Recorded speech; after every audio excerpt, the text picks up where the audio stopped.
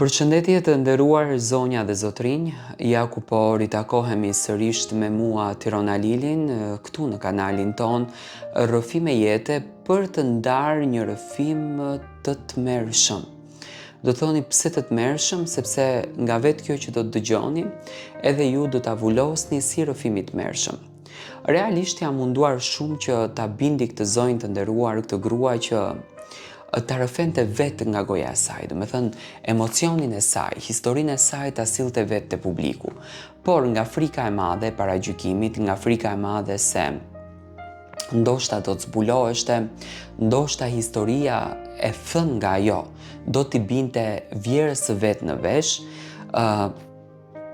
zonja në fjalë preferoi që vetëm ta shkruan si letër dhe unë ta tregoj tek ju këtë histori të tmerrshme. Po çfarë histori është kjo që krijon kaq frikë në fakt tek kjo zonjë? Bëhet fjalë për një marrëdhënie jashtëmartësore, jo të zonjës, por të vjerës të zonjës. Do me thënë vjera e kësaj gruaje që ka shkruar këtë letër, që nuk është shumë e madhe në vite, ka një lidhje tjetër jashtëmartësore që këtë lidhje në fakt e ka zbuluar kjo nuse, por të vërtetën nuk e di askush. Mirëmbrëma Tiranë. Unë që po shkruaj këtë letër, jam një vajzë e martuar prej disa vitesh. U martova me djalin që e dashuroja dhe admiroja. Ishte njeriu që zemrës time i tha që bota merr kuptim tjetër kur njeriu dashuron. Takova një familje fantastike, një baba të mrekullueshëm dhe një nënë të mrekullueshme dhe tejet moderne. Që realisht familja ime gjithmonë ka qenë e mahnitur nga kjo zonjë që kujdesej më shumë se çdo kush për veten e saj. Mbaj mend që edhe shoqet e mia bënin shaka. Thonin më e re vjera se sa nusja.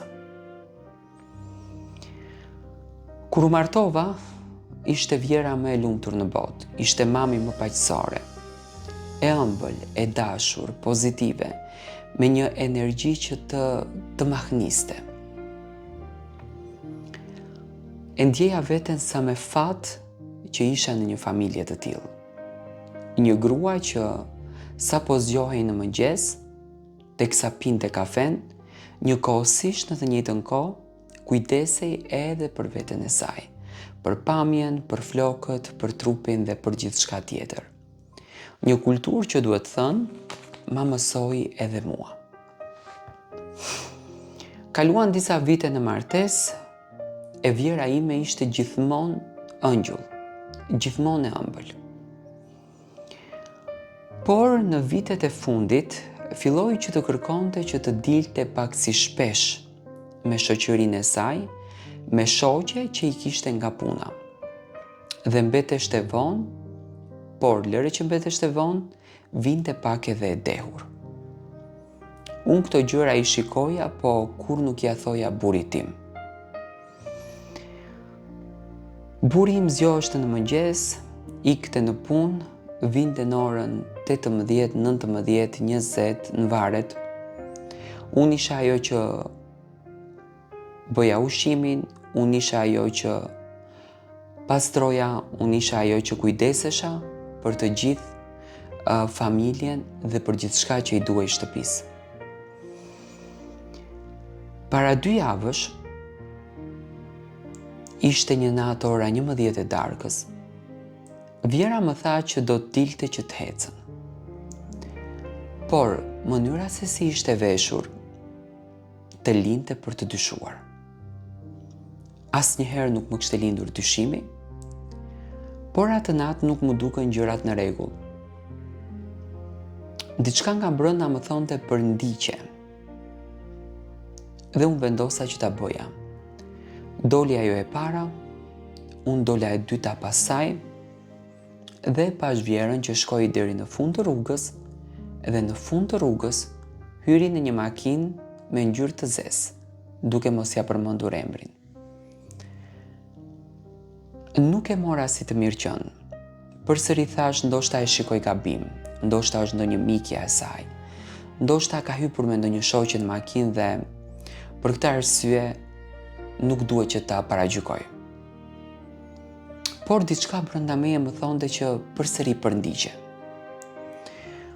Babi qëndronte në shtëpi. Ajo e gënjente babin pikërisht me mirësinë e saj, me qetësinë e saj. Kur e përndoqja natën tjetër, e pash që brenda asaj makinës nuk ishte femër, por ishte një burr. Dhe një burr që ishte pak në vite, jo i ri. U trondita. E thëras nesër burrin tim që të pim kafe, duke e pyetur se çfarë është kjo makina, nga që hyra në Google-un, edhe pyesja, po ndonjë kushëriri jot, ka kështu makinë se mua më pëlqen shumë, dua ta blej. Ndërsa im thonte nuk e di nëse ka, nuk më merr mendje, janë makina të shtrejta. Vjera gjithmonë na fliste me dashuri, me shpirt, me zemër, me jetë, me dritë. Dhe gjithmonë bështe gati në mbrëmje për të dalë. Derisa një natë u pispillos, u vesh aq bukur dhe u arsyetua që po shkonte në ditëlindjen e një shoqes. Unë e ndoqa përsëri dhe ishte pikërisht ky burr i cili vazhdonte ta merr vazhdimisht. Jam shumë e tronditur, jam në një siklet të madh. Nuk e di se çfarë të bëj. Këtë të vërtetë e di vetëm unë dhe çdo ditë jetoj me një gënjeshtër.